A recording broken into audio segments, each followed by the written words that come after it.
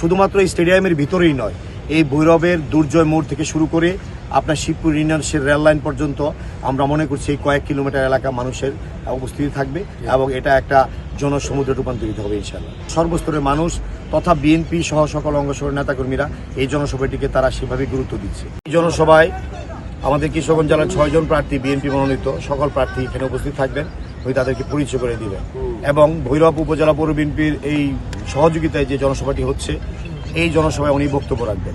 ইতিমধ্যে আপনারা লক্ষ্য করেছেন ইতিমধ্যেই এই মঞ্চের প্রস্তুতি কাজ চলছে, সাউন্ডের কাজ চলছে, আমাদের সার্বিক আইন শৃঙ্খলা ব্যবস্থাপনা সহ আমাদের যে মাঠের সকল প্রস্তুতি এগিয়ে যাচ্ছে।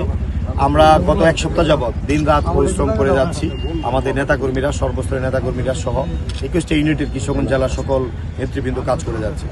আমরা চেষ্টা করছি একটা সুন্দর পরিপাটি সুশৃঙ্খল একটি জনসভা উপহার দেওয়ার জন্য। আমরা সৌভাগ্যবান ভৈরববাসী, কুলিয়ারচরবাসী, কিশোরগঞ্জ 6 নির্বাচন এলাকার মানুষ। বিএনপির চেয়ারম্যান জনাব তারেক রহমান সাহেব প্রথম দিন যেদিন নির্বাচন পরিচালনা কার্যক্রম আনুষ্ঠানিকভাবে শুরু করছেন, সেই কার্যক্রমের ধারাবাহিকতায় আমরা ভৈরবে একটি জনসভা পেয়েছি।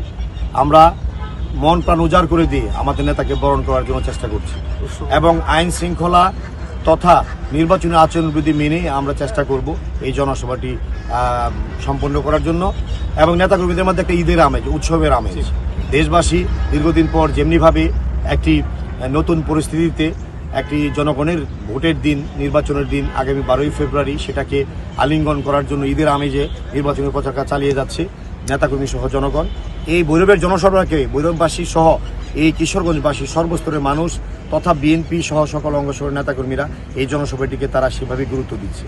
প্রত্যেকটা অঙ্গ সংগঠন, প্রত্যেকটা বিএনপির ইউনিটগুলো স্ব জায়গায় তাদের সকল প্রকার কার্যক্রম চালিয়ে যাচ্ছে যাতে বিপুল সংখ্যক লোক সমাগম হয়।